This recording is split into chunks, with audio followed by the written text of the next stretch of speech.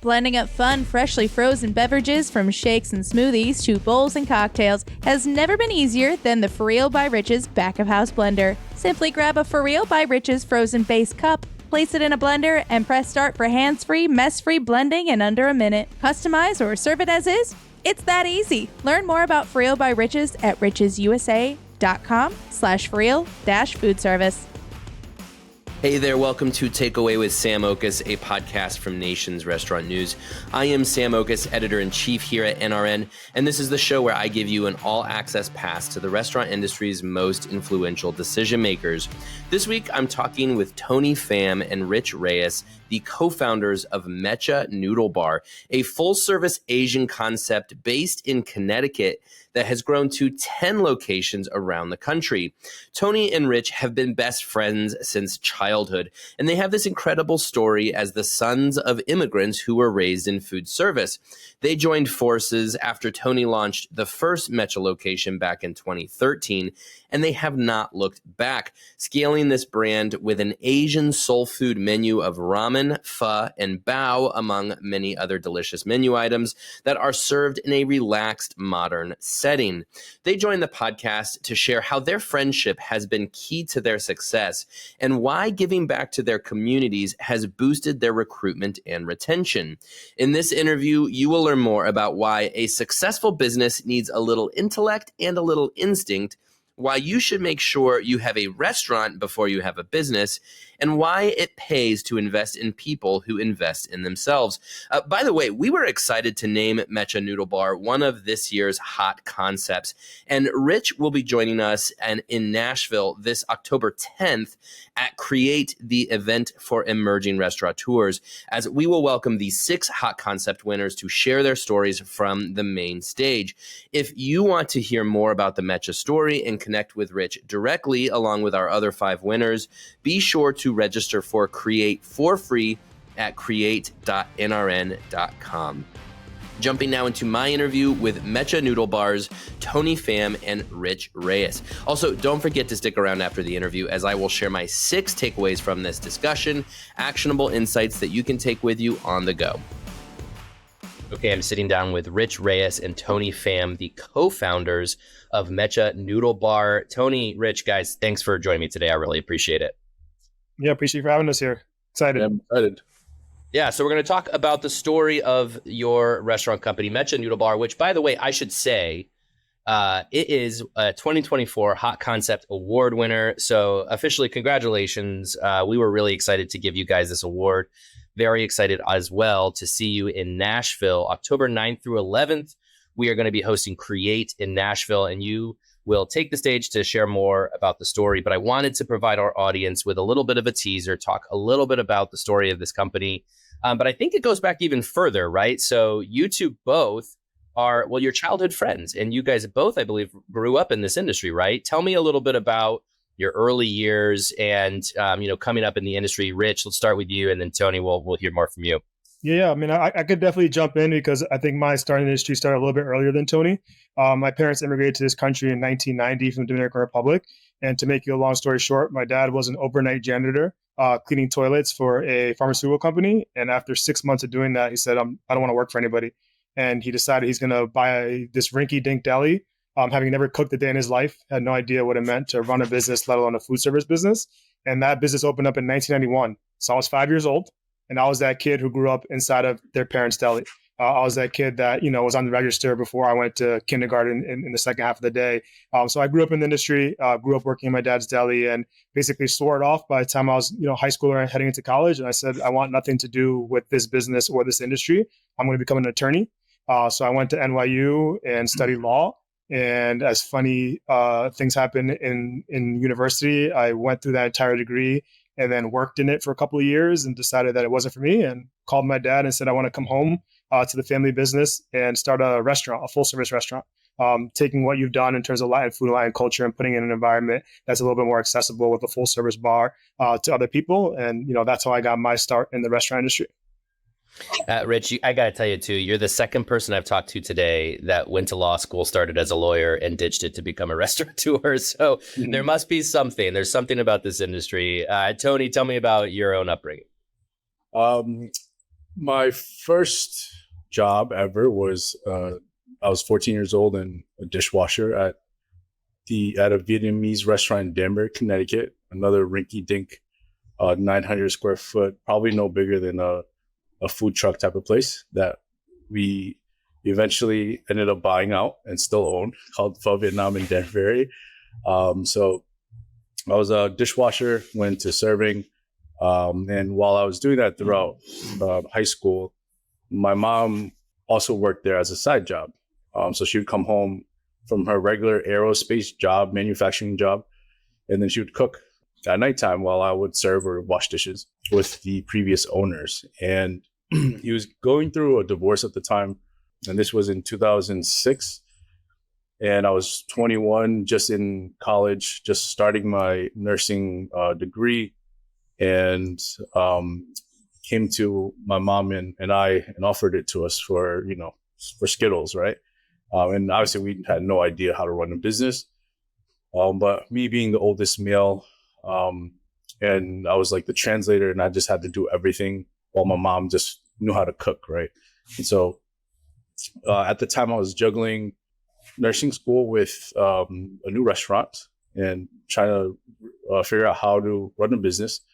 And I absolutely had no idea how to run a business at all. So it was a fun first 4 years, in that career. But eventually I fell in love with the industry. I fell in love with cooking. If you probably knew me at that time in my early 20s, all I would do is talk about food and restaurants. And so I think it was the adrenaline that got me, when tickets come in and you're cooking and you just kind of fall in love with that rush. And I found myself studying more culinary things in my free days than nursing. So I dropped out of nursing school and I pursued my restaurant career. And it was really, really hard in the beginning working with my parents. And you'll see a lot of memes and jokes on social media with in a Vietnamese restaurant where the parents are yelling in the background or someone's yelling. And I definitely lived that. And that was definitely us. So for a few years, I saw ramen as an opportunity in Connecticut. It was just getting to New York City at the time. It was probably 2008 to 2010. Momofuku was getting big, and a lot of different chefs were getting big. Anthony Bourdain, David Chang, and it was all of a sudden sexy to be in the restaurant industry. And on top of that, it was just perfect timing for me. And I took the leap of faith and opened up Fairfield in 2013. So then you guys have known each other for many years, right? What brought you together in business? What brought us together in business, I think, is what brought us together in friendship and brotherhood. Ultimately, we just kind of told our stories. And if you really kind of break them down, they're parallel stories of two sons of immigrant parents. And we happened to grow up in a small town called Bethel, Connecticut, which is not the most diverse town, being suburban Connecticut. So we kind of bonded together over this idea of just being different, and that our homes and our dining room tables were the place that we felt most at home. And that's actually how we actually first became friends, because Tony's cousin had a birthday party when we were about in second grade. And I came over to that birthday party. It's a Vietnamese house. No one's speaking English. No one's speaking Spanish, that's for sure. And, they put out a buffet of food, including adult food and children's food. And ultimately, I decided that the fried quail was for me. Like, that's the dish that I wanted to have. And I was sitting in a corner with, two fried quails, just chomping it, eating it up the bone, swallowing it. And Tony was like, yo, who's that kid from the classroom that I never really talked to? And we kind of became friends at that birthday party. And then from second grade on, we just became closer and closer, again, bonding with this idea of big immigrant families, bonding over this idea of being different, and bonding over this idea of food being home and food being a place where we found comfort. And then ultimately, we found a place where we could work together and using that definition of food and culture to find a shared interest and a shared intention to build what we built today. But then, Rich, you had another restaurant open, right? And so when did you close that restaurant to join Tony? What was that process like? Yeah, so what that looked like is I had said previously, I called my dad and said, hey, I want to leave New York City and leave the corporate world and come home and do food service, but I want to do a full service restaurant. And, he basically said, you've never, steered yourself wrong before, come on home and we'll figure this out. So we opened up our first restaurant called Maison, which is a small plate Latin American kind of tapas riff. here in Connecticut, and it won a bunch of awards. Connecticut, best new restaurant of the year, all this fun stuff, and we were really just living the moment. And I think Tony saw that and was, partially inspired by saying, look, if he can do that, then like I can create my own concept and kind of get out underneath my parents' wings. And that's where we started forming this idea of Mecha Noodle Bar. So as he went on to start to think about and get ready to open up Mecha Noodle Bar, we had opened up our second restaurant at Fairfield, Connecticut. And as it happens, sometimes things don't work out in this industry the way that you think they would. And we ended up having to close that restaurant. And that was the moment in time where Tony kind of looked at me and said, look, you got everything that we need to grow this concept. And I have something special here. And I trusted him like I do a brother. So why not, put our resources together? He always says one of us is the intellect, the other one is the instinct. So him being the instinct, me being the intellect, we said, okay, if this thing in Fairfield for my family didn't work out, how far can this thing called Mecha go? And at the time, the runway in Connecticut was full blank slate. There was no ramen. There was nothing like it. So we kind of partnered up on Unit 2 and remain best friends, brothers, and partners to today through Unit 10. That's amazing. And by the way, I love the story of how you guys met over fried quail. That's awesome. You got to put that on the menu. Is that on the menu at Mecha? Because it feels like it should be some cool, memorial to your friendship. It should. No, it's not. It's not. But if you can imagine what a quail looks like, it's a small bird. But the traditional Vietnamese preparation is that small bird stays intact. So with the legs and the wings and all, so it looks intimidating to a kid. But she certainly wasn't intimidated. That's amazing. So Tony, so getting into the ramen business, so Mecha, we should clarify, ramen, pho, bao. It's really a Asian, I love what you guys say on your website, Asian soul food. But Tony, tell me about, so when you opened the first one, you saw the opportunity in ramen, but this is a full service upscale restaurant. You could have said, let's go fast casual. Let's do this very counter service, bare bones. But you wanted it to be full service and a little bit more about an experience. Tell me about the decision to do that with your first location.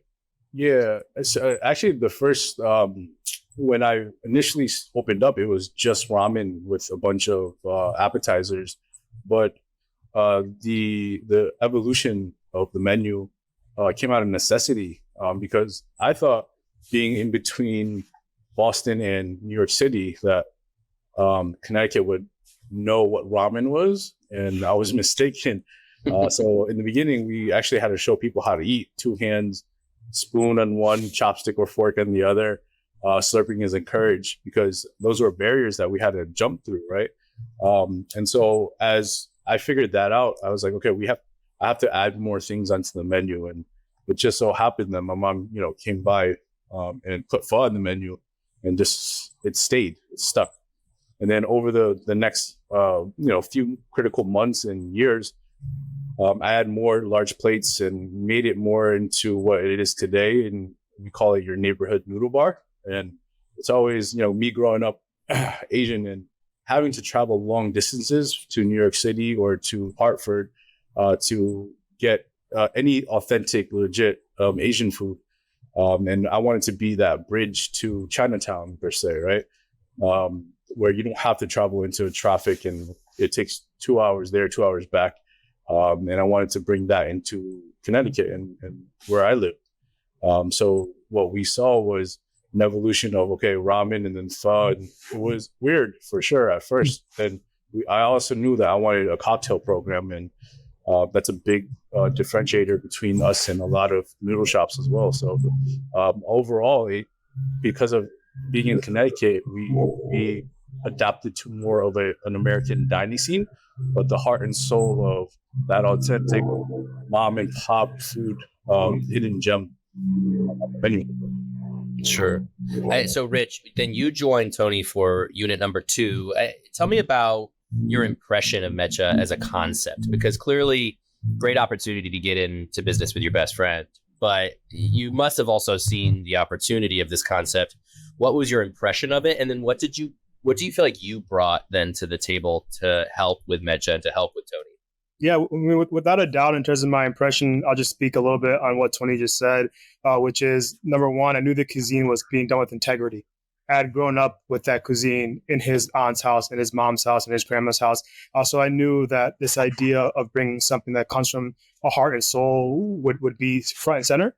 And then I understood, having grown up Latin American, him growing up Asian American, of like, what is a true American dining experience? We call it the American envelope, right? What is it that the American consumer, when they sit down for a meal, really wants? And they want, they want restaurant design, they want music, they want cocktails, they want all those things to work together in synergy in that black magic of restaurants. So can you take a product from someone's heritage, serve it in that environment, but serve it with integrity? And that's what Mecha Noodle Bar did and does to today. Like, to this very day, I believe that it's one of the best concepts doing that. And that's why I believed in it beyond it being my best friend, because at the end of the day, if you can take something with such cultural integrity and serve it in a way that's accessible and fun to people, we're almost not letting you give us a reason to say no. Is there a reason to say no to it? Right. So, that's kind of why I made the jump. And, what I brought to it was ultimately this idea of leadership from a non-creative perspective, from a business management perspective, of discipline, of accounting, of finance, like all the things you would typically expect would be needed to help a company grow and scale from ideation to actual execution. And it just so happened that, the side of my brain that doesn't work at the highest level, which is, creativity, is where his works. And together, he can kind of point and say, here's the North Star. And I can say, okay, we can navigate towards that in a safe and responsible way. And that's what's gotten us to 10 units, self-funded, no private equity money, has all been based on that. Here's the North Star. Now let's go find it, get there responsibly, because we're kids have never been parents. And they taught us there's one way to get it done, which is, put your head down, work hard, and grind. That's amazing. I love this idea of instinct and intellect too. And Tony, Rich does a great job of explaining what that intellect looks like. For you, Tony, what does your instinct look like? What were your instincts telling you? Because clearly it was successful from the jump. It sounds like that you were able to go into number 2. Were your instincts telling you that this is something special that we'll be able to take even outside of Connecticut? Or has that been more of a slow process to kind of get there? Yeah, it's funny, backtracking to Rich, there's 2 inside stories there that I around with. The first one is about, his contribution. And I always relate myself as Bill Belichick. And when his second restaurant shut down, I saw Tom Brady and I called him Tom Brady. And it was just a no-brainer to, pitch him that offer and to come along with me. The other small story that I talked about the concept itself is that I just wanted real authentic food, like the food that you see at your best and authentic, mom and pop shop that they're eating in the back, with clean bathrooms. So, that was my joke on it. But obviously there's more than just clean bathrooms. It's the ambiance and so on. But speaking a little bit to my instinct, it's hard to explain into words, right? It's a lot of it is creatively. A lot of it is lived through experience growing up, right? Because instinct and good food. Let's talk about that, right? What makes a bowl good, right? What makes the pho bowl or a ramen bowl better than the next bowl, or what makes it work, right? Mm-hmm. And when you get to the bottom of it, you just feel good, and most people feel good, and it's like a warm hug, but they don't realize why. And I think I'm able to break that down into different categories and different aspects that make it good and go together, and just keep it simple, right? So in terms of my instinct and how I played along with it, it's from finding real estate and kind of picking real estate to food evolution and creating from F&B, different things and what's trending. That side, I call it the black matter that people want, right? And people want to eat and drink. And sometimes it's hard to define and say into words, but that's what my instinct brings, is that to know we're not going to go this way, but we're going to go that way in terms of whatever it is that we're deciding in regards to F&B, in regards to design, in regards to the real estate that we pick. Sure. So staying with you, Tony, and kind of digging into this creativity part, I want to talk about that ambiance, which you guys have spoken on. which is really to talk about the experience of dining at Mecha. Now, I have the luxury of now having a Mecha in my backyard here in Columbus, which is amazing. And I had a wonderful experience there a few weeks back. And, you guys have a great neighborhood that you've selected, one of the, sort of nightlife districts here in Columbus. It's an old White Castle, which is amazing because you would not know if you walk into this building. You do not know that's an old White Castle. But to describe the space, I mean, you have these 2x4s hanging from the ceiling, which make it look like noodles. And there are touches everywhere that, to me, I mean, there's like a kind of a 90s hip hop vibe, I guess. And I think that's intentional. But you don't walk in and feel like this is another Asian restaurant. You walk in and you feel like this is nightlife. This is chill. This is cozy.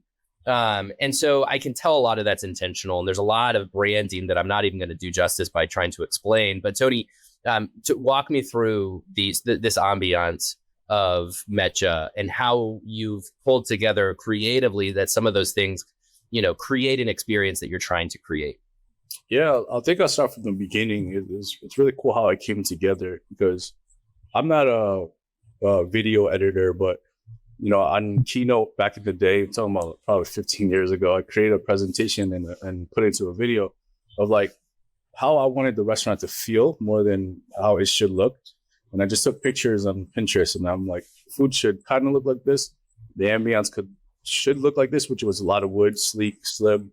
I put some music in the background, but this is who's going to come to the restaurant, how people are going to experience it, and what I'm going to serve, right? And in creating this video is amateur. It's still on YouTube somewhere. I actually was going to use Richard's architect firm that he did with his second restaurant. Didn't sign anything yet, but somehow I met a new architect on the way, and I showed him that video. And this is where my instinct comes in. He looked at it. He's like, "Oh, I got it." And he created this space where it's a working men's restaurant because of all the 2x4s, and it is just 2x4s that you can find in Home Depot. It's milled and plain, and he took that and kind of did this artistic look with it that a lot of people have copied or imitated. And his inspiration was to invoke some type of emotion. And he went to a restaurant, and how he described it, what inspired him was, and there was swords hanging down, just like the 2x4 hanging down. And it was an emotion of like, oh, what's going to happen here? Is it going to fall? So he kind of did the same thing with the 2x4, and it created a really cool effect in terms of the look of it and how it came together. And I was convinced. I'm like, okay, let's go forward with what you have, because I think you get what I'm trying to do, even though I don't even get it myself, but it kind of came together like magic. And then what was your second question to? Oh, it pretty much gets to it, which is like bringing that ambiance together. When I guess to piggyback off of it, which is like pairing that with the Asian flavors, and how do you make this stuff kind of sing?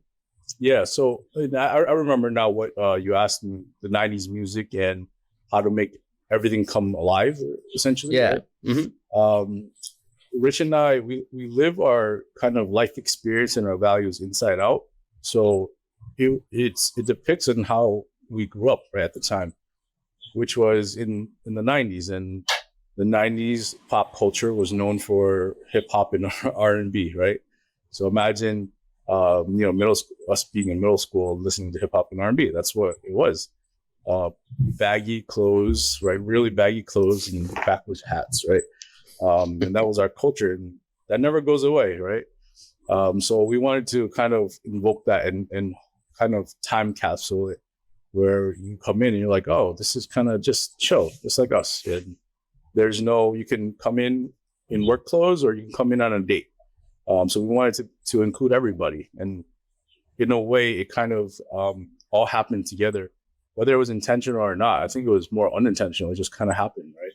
Or subconsciously, I call it, because, we have stools, and that was inspired by, the stools of Vietnam and Southeast Asia that you'd go and meet on the streets, coupled with the wood that the architect designed, the hip hop that we play, and then the my mastery in the food, in knowing what it should taste like. So that all came together kind of like magic slowly throughout time. And it created what you see today. Amazing. No, it's so great. And it's such a good vibe too. It just feels like you could go there for lunch, go there for dinner, or late at night, whichever you want. So Rich, getting into you and the intellect, I'm curious about how you applied this for the sake of scaling, because obviously you joined Tony for unit number 2. I'm guessing by the time you've opened a second location, you have in the back of your mind, okay, got to think about 3, got to think about 4. Tell me about what you brought to the table in that intellect and the nuts and bolts of making sure that this was a scalable concept. How did you ensure that this brand was something that could expand throughout Connecticut and beyond? Yeah, I mean, I think the first thing I want to lead with was, I don't think we were talking about, okay, we're going to go 2, 3, 4, 5. We were talking about we have to survive. Unit 2. Like I always say, that first unit was, do we have a restaurant here? Not a business. Do we have a restaurant here, right? And then once we got unit 2 open and stabilized, it's like, okay, do we have a business? And then once unit 2 was open and operable, and we started talking about 3, 4, 5, we started thinking about, do we have a business that can scale? And do we have a company? And I think that idea of, do we have a company and what it takes to get there was my highest and best contribution. It continues to be so today. Again, I'm going to take from Tony. That one of the things he always loves to say is that, if you're a B player, Rich is going to be able to reach inside of you and make you an A player. And I think that this idea that it takes a village was my number one contribution to Mecha. It was not about my understanding of accounting or my understanding of finance or the books. It was my understanding of people. And I learned that from my dad. I was 4 years old instead of a deli. And he always taught me, if you want to be able to speak to someone, speak to their conscience, and speak to their heart and elevate them into a place that they didn't think themselves they can get to. So I think that ultimately was the biggest contribution, is recognizing, hey, it's going to take not just me, but a bunch of other great people. So job number 1 was number 1, understand the business. And then number 2, who are the key players that we can invest in, and who are the people that can grow with us, and who are the people that are going to be able to contribute over the long term. And, that speaks to our company culture and the tenure. We have employees that were dishwashers, which are leading culinary today or leading development today. And we have a really great track record of staff that has stayed with us from the very beginning, because our number 1 thing is we're going to invest in you as much as you invest in yourself. So identifying those people who invest in themselves and giving them the tools, the resources, the guidance to be all that they can be, I think has been by far the biggest contribution beyond anything nuts and bolts that I can say in terms of like literally creating prep sheets and par sheets. Like Tony didn't have those when I joined on board. we can talk about, par sheets and prep sheets and taking inventory, all that kind of stuff, right? But that's all blocking and tackling. Every restaurant does that. It's your ability to really get people to believe and work towards that North Star that I think has been the secret sauce to it all. That's great. All right. So a decade in here, right? I mean, you guys are a decade into this business, and of course, we all know what happened in the middle of that decade, from 2020 to 2022.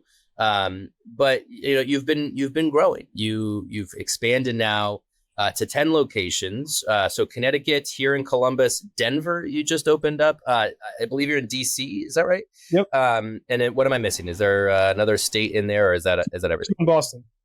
Boston. That's the one I was looking for. So you're growing, and you're not just growing in the Northeast. You're growing into other parts of the country. Tell me how this business has evolved, because a decade is a long time, but it's probably flown by for you guys. And there have been some significant things that probably forced you to adapt and evolve. But how do you feel like this business has changed? Tony, I'll start with you, and then I'll see what Rich thinks about that.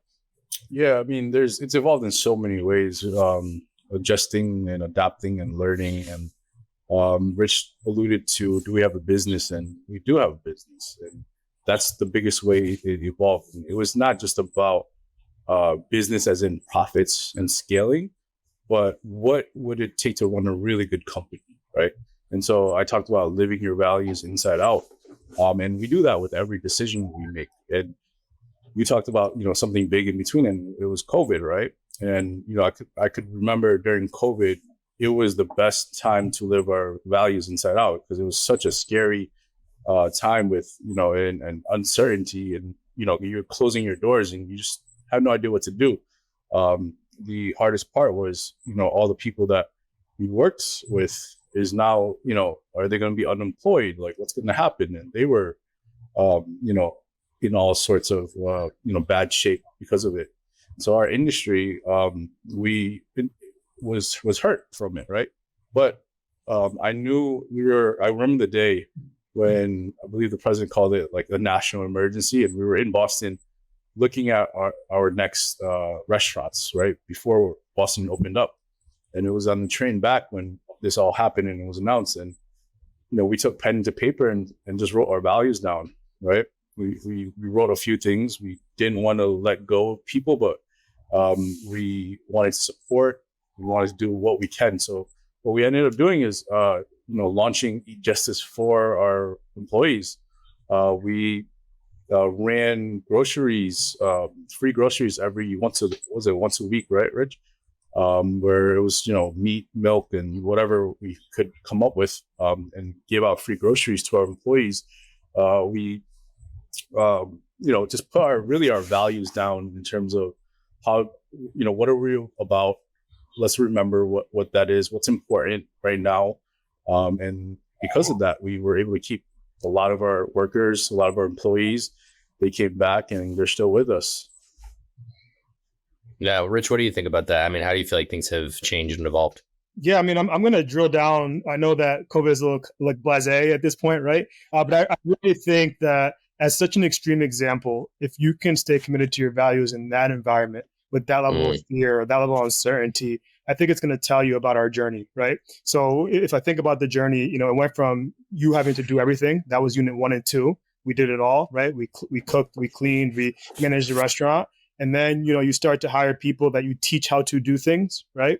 And that's unit 3, 4, 5. And then as the company's kind of maturing, you say, well, I think there's people out here who can do this better than me, who can run our books better than us, who can build these restaurants better than us. And you surround yourself with people who can do it better than you. So you find yourself in a position where, okay, well, my job is how do I get you to show up as the best version of yourself? Because if you're showing up as the best version of yourself, the company's going to benefit, you're going to benefit, and we're all going to thrive, right? So if you take that idea and then you put it into this context of COVID, we had this program of Eat Justice, which Tony just touched on, that existed prior to COVID, which was we put 50 cents extra on every bowl of ramen that we sell, and we donated to a charity of the month. Well, when when COVID came and we were on that train ride, like Tony said, like Eat Justice was made for this moment.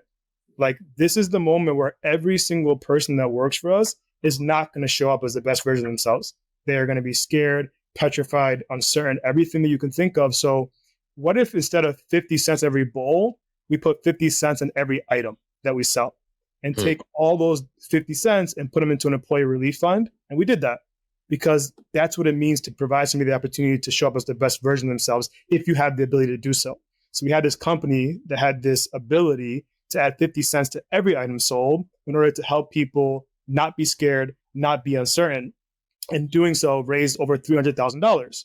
And that $300,000 allowed us to carry everybody's benefits through COVID, allowed us to do the weekly grocery drives, allowed us to do an employee relief fund where all you had to do was write an email and say, hey, I can't make my rent this month. I need $800.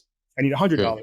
I need $3,500. Whatever it was, we cut the check. So this idea of the employee relief fund really allowed these people to not be scared and to show up to work and put their best foot forward. So when things did open up, like Tony said, a lot of people talked about like the great reshuffling and the hiring and firing that happened. Yeah, we looked at it as the great retention. We were not out to market hiring staff.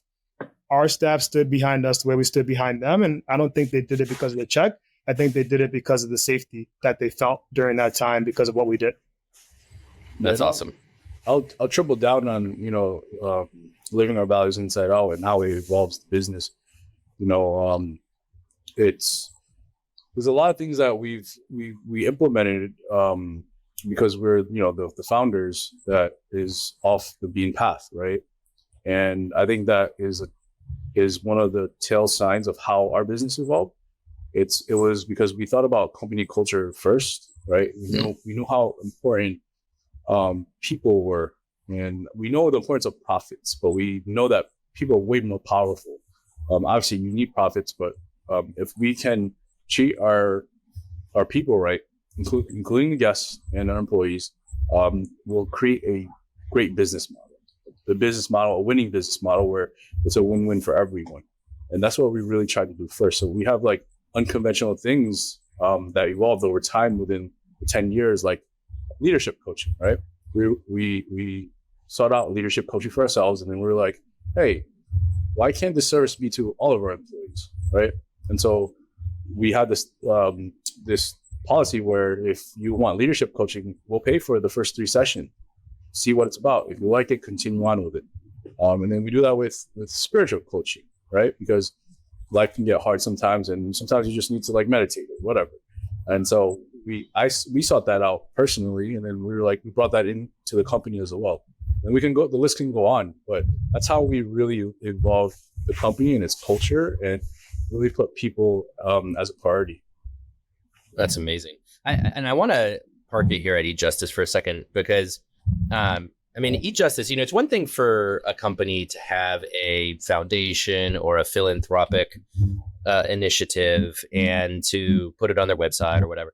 But, you guys, eJustice, I feel like is so much deeper than that. To the point, your email addresses are Tony and Rich at eatjustice.com. You guys are really all in on this concept of eJustice. And, of course, I think when it comes to philanthropy, if you want to call it that, to use a big term for it, you could say, it's just to kind of get some goodwill. But again, what you guys are describing is so much more, and it feels like that North Star, but you also have to maintain a profit, right? So I'm curious how you maintain a profitable business that's scaling while also having this very dedicated component of the business that is taking care of your people. And then how do you scale it? Rich, let's start with you.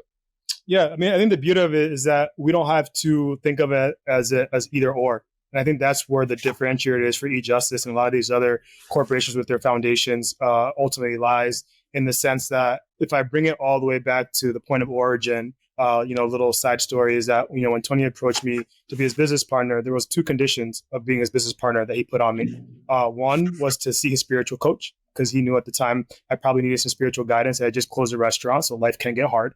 Right. And the other one was to find a way to give back. That was it. Right. And this original intention of find a way to give back is what gave birth to eJustice. So what more powerful way to give back can you create than one that's built into the business model, where you don't have to look at the end of the year P&L and say, can I afford this or can I not afford it? It's literally from the day that the SKU or the bowl of ramen is sold, it doesn't belong to us. So when we look at our P&L, we know, hey, this money is not ours. This money belongs to the charity and to the local community. So it's just a great way to redefine how capitalism can be a force for good and a force for change. I think it gets a bad rap for being extractive, for being something that's exploitive of people. But if you just say, hey, look, I'm going to leverage this amazing thing, which brings these amazing benefits to this amazing country in a different way, and I'm not going to question it. I think it's the ultimate commitment to, being the change you want to see in the world. Because at the end of the day, we don't have to make a decision. We've just pointed to the North Star and said, this is what it's going to be. And in terms of scalability, it's done nothing but help. Yeah, I cannot name you how many GMs, AGMs, directors, VPs, when we interview them for the job, they want to know what you want to know. Talk to me more about eJustice. What is that thing? And I think that ultimately it has really helped us in the long term as well. That's cool. Tony, anything to add about that and how eJustice kind of fits within this business model of Mecha? Yeah, I think what I want to add is that it was such a simple concept and a win-win for business and for everyone that it's beyond Mecha. I think it's a movement, right? It's just our way of giving back to the community. But it's not to say that you have to do what we're doing. It's just to say that it's possible that a noodle bar, serving pho can tack on 50 cents. And you can do that too. To a slice of pizza, to whatever it is, to your hourly rate, to anything, right? But it's a win-win because, just like an Amazon choice, like which toilet paper you're going to choose, they're the same price. I might go with the one that saves some trees, right? Or that is eco certified or whatever it is. And if you know that, you might be you might have an advantage over a competitor. So it's just a win-win for all, and especially such a big company culture builder. Yeah. All right, last question for you guys. Talking about the future. I mean, clearly Mecha has great growth potential in that you are already activating this growth. You're moving into markets where, there's demand for a concept like this. I imagine you have other markets plotted for growth and that you see a lot of opportunity there. But what do you ultimately hope to accomplish? Regardless of how many of these you open, what's the goal here? What do you want Mecha to really represent? Tony, let's start with you. Yeah, I can think of a few things. And the first is legacy, right? And it's not my legacy, but 10, 15 years ago, your food options were very limited. Right? It's even limited more than today. It was like, where am I going to go eat pizza, tacos, and sushi, and Chinese takeout, right? And there's a tremendous opportunity here for Asian food, which is so delicious. And I know I'm generalizing it, whether it's Thai, Vietnamese, Korean, or Japanese, to have an opportunity to be on that stage nationally. And because when I think about who are the national players in the Asian realm, I can't think of many. I think of some, but they're more Chinese takeout or so than real legit authentic food. And so I think of legacy that way. In opportunity, there's a tremendous opportunity for us to grab. I also think about charity, right? What does it mean? The more bowls we sell, the more we can give back. And if we are tying ourselves to, say, a charity that is international in Vietnam, that money is going to go far, and we're going to help a lot of communities and a lot of people where that dollar is going to go so far in that country. And so I think about those two things. And the lastly is our people. I think about equity, not equity in the sense of just money and scaling, but the more that Rich talked about, a dishwasher moving up to head chef, moving up to now multi-unit directing on the culinary level. All of those people are still with us. And so I think about them and I think about their equity and what it means to, in a way, carry that on my shoulder, because the more we grow, the better future that they have and we have as well. That's great. Rich, what do you think about that? What you hope this to become? Yeah, I mean, it's really hard to add to what Tony just said, because, I mean, those are our North Stars, right? The idea of redefining what Asian food can be in America, this idea of changing your community, this idea of bringing people along for the ride. So I think the only thing I could possibly add is, authenticity. That word is used a lot, right? For us, it just means one thing. It's a reflection of a time and place, right? We're not Vietnamese from Vietnam or Asian American or Latin American. So one of the things that I've come to realize and really look forward to for Mecha is that I think both of us represent tangible hope. And what I mean by that is that for us to get the company this far, being sons of immigrants and looking like that we do, I walk into our restaurants and, now we're at a place where I walk in and a lot of people don't know me. And when I walk in and the line cook or the dishwasher, someone says, "That's the owner." They say, that's the owner. And to me, like, that's ultimately what I would love to be an enduring legacy for that dishwasher. Let's say 17 just came from Latin America somewhere, to believe that that's possible for him.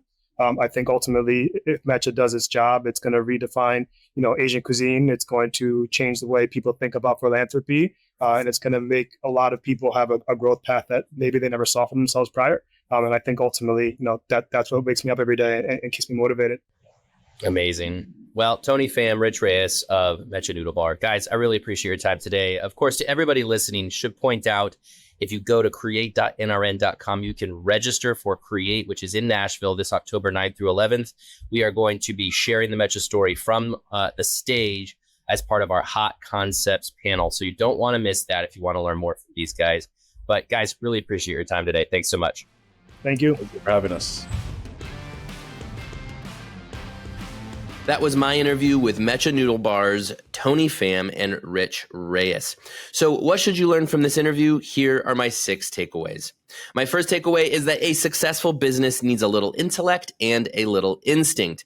I loved that line about Tony and Rich. I think it was Rich who pointed this out, that Tony is more instinct, Rich is more intellect, and how that is the perfect combination for them as they scale Mecha.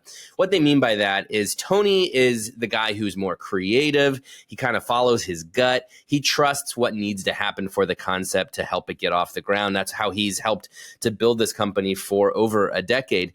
Rich, meanwhile, for his whole life, he said, working for his father's restaurant as a kid, he was learning the ins and outs of running a business and how to apply leadership and thoughtfulness to a business plan in a restaurant, and how he brought that intellect. So between Tony's instinct and Rich's intellect, they have fused these two things into a successful restaurant company that is Mecha Noodle Bar.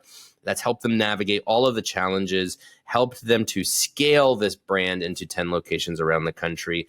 I love that 1-2 punch. It's great to put it into that perspective. If you are instinct and you need some intellect, think about that, or vice versa. If you're a founder with some intellect and you need some instinct, go look for that person. My second takeaway is that no matter your product or concept, consumers appreciate a great experience.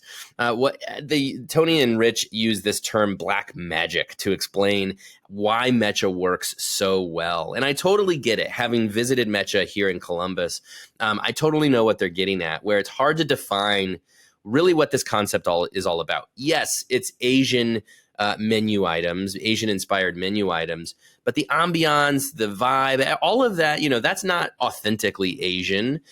Everything comes together perfectly, though. So whatever that black magic is that comes together, the cocktails, the food, the experience, the music is important at a Mecha. It fuses into this experience that is something it when you see it, I guess you could say. It's hard to define, but it's all of those different elements coming together into what they call black magic. And that's a really important thing to remember, that you have to trust that black magic to work sometimes when you're opening a restaurant. To that end, my third takeaway is that some restaurants come together like magic. Again, going to that black magic comment, Tony pointed out that he had this mood board of what he wanted Mecha Noodle Bar to look and feel like when they opened, and they were working with some outside firms to make that happen. And like he said, it really did come together like magic. Now, you have to put a little work into that. You have to put together the mood board. You have to think about what are the important to me. You have to think about, who am I? What do I like? What do I represent?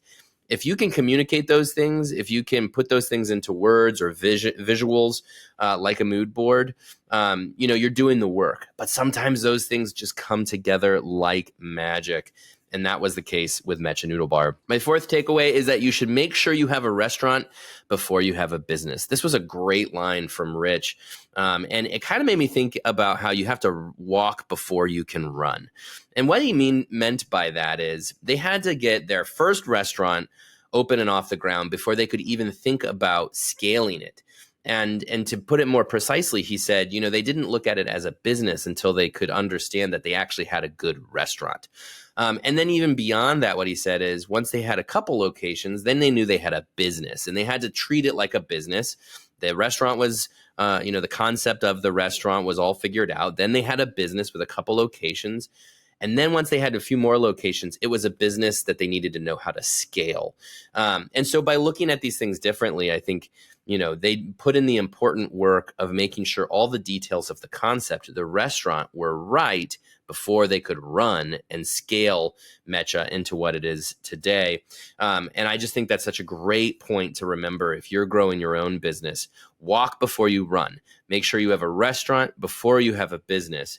Then once you have a business, you can figure out how to have a business that scales. My fifth takeaway is that it pays to invest in people who invest in themselves. People, such a core component to Mecha Noodle Bar's growth, as Tony and Rich both pointed out throughout this interview, that it was very important to them to take care of their people through the pandemic, to hire the best people they could, to pay their people right, to invest in them. But that distinction was important, to invest in the people who wanted to invest in themselves. And those are folks who take pride in their work, who work hard, who want to be an important part of the system. If you can identify those people who are loving themselves, taking care of themselves, making sure that they're the best that they can be, then you should likewise invest in those people, because they're your future leaders. They're the ones who best understand your business, have the best potential of rising up the ranks, taking ownership of this business as much as you do. And at the end of the day, Tony pointed out, like, look at their retention. They have a great track record of people sticking with the business even since day one. And a lot of that's because they've identified those people who are investing in themselves, and they have invested in them. My sixth and final takeaway is that the best way to give back is if you build it into your business model. So it's definitely important to talk about Eat Justice, this giving back program that Mecha is really built around. And as I pointed out, it's so important to them that even Tony and Rich's email addresses have Eat Justice in it. They're so committed to giving back to their communities. And they do that by committing 50 cents of every menu item to local charities and initiatives that are important to their team members. But what's important here, again, that I wanted to point out and that they explained is it wasn't something that they said, okay, we'll have a fund and at the end of the year, we'll figure out how to delegate it, or at the end of the year, look at our P&L and see if we can even afford it. They built it into their business model where every menu item that gets sold, automatically, they're taking 50 cents out and they're putting it toward charity. And as they pointed out, is you don't have to think about it. If you build it into your business model, and they said it's like kind of their North Star, it's something that they're not necessarily thinking about. They're just doing it because it's the right thing to do.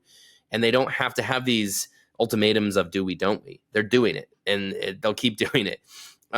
That is such a cool way to build your business model. And I think, again, if giving back to your community is important to you, and it should be, think of how you can likewise bake that into the very foundation of how the business runs.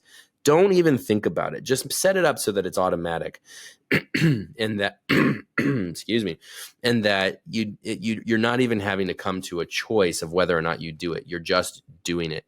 It's made a huge impact on their recruitment, their retention, their communities. It has become really, again, their North Star that's been so critical to their success. So think about baking your own give back initiative into your very business model.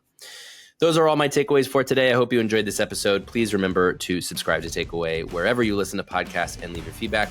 You can also email me at sam.oches@informa.com. Thanks again, and talk to you next week. Blending up fun, freshly frozen beverages from shakes and smoothies to bowls and cocktails has never been easier than the For Real by Reyes back-of-house blender. Simply grab a For Real by Reyes frozen base cup, place it in a blender, and press start for hands-free, mess-free blending in under a minute. Customize or serve it as is? It's that easy. Learn more about For Real by Reyes at richesusa.com/forreal-food service.